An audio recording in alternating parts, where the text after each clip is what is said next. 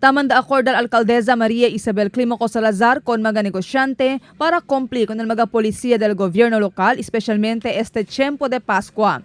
En conexión con un carta ella envió al alcaldesa con todo el mga establecimiento de negocio del diciembre 21 este año para manda acord a kanila acerca con mga policía.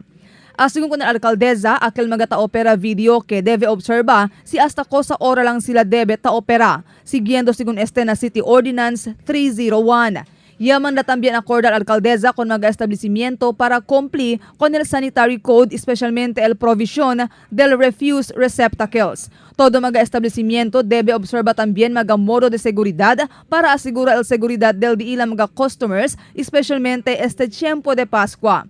Importante también según que tasigi este mga establecimiento con el fire safety measures donde cada establecimiento debe tener fire exits y mga firefighting equipment que puede usar en tal caso ay tener incidente de quema na di ila lugar.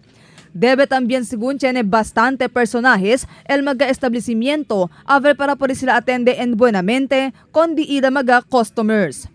Marifita Mayo, Dateline Zamboanga.